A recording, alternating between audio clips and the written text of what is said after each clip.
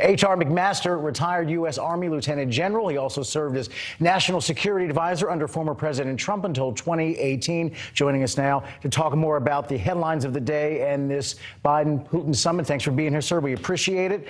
What's your main headline? What did you get out of today? Well, Rob, thanks for the opportunity to be with you. I guess the main headline is, hey, Putin was running an op on us during his press conference, right? And I think it revealed what he's trying to achieve overall, which is to divide Americans further, pit us against each other, and engage in this kind of implausible deniability as he conducts a sustained campaign of disinformation against us. And this is, when he tried to suggest a moral equivalence between, his poisoning of his main political opponent, his imprisonment of him, and the issues that we've had in our own country, right, associated with the assault on the Capitol and or the social unrest in the wake of George Floyd's murder. So that cyber attacks discussion that happened today, to me, was critical, because in the last few months, we've seen government computers hacked into, transit affected, fuel impacted, food impacted, and yet Putin denies any involvement in that. So I guess the question there is, did today really change anything? Putin walked away today, still Putin, right? Putin, of course, is, Rob, he's one of the best liars in the world, right? I mean, just the demeanor that he affects and everything else.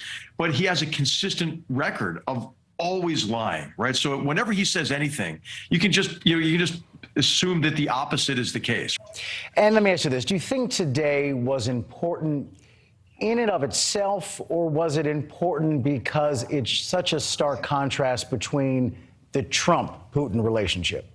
You want, the two leaders of the countries who have the largest nuclear arsenals to have a relationship, right? To be able to pick up the phone, to ensure that, this kind of gray zone conflict or Russian new generation warfare that he's waging against us doesn't create a risk of a major war that would be destructive for not only our two countries, but for the world. But we also have to be realistic that Putin is going to do everything he can to drag us down.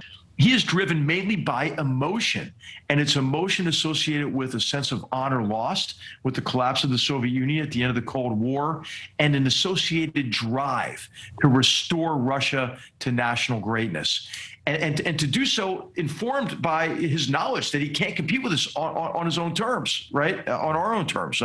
Russia's economy is about the size of Italy's economy. If anything substantive has actually changed, and that's a huge if, what would you be looking for over the next 6 months to a year from Russia as a sign that things could get better?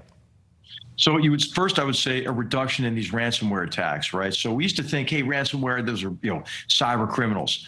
But when they attack the Colonial Pipeline, hey, these are criminal attacks that cross over right into direct offensive operations against our critical infrastructure.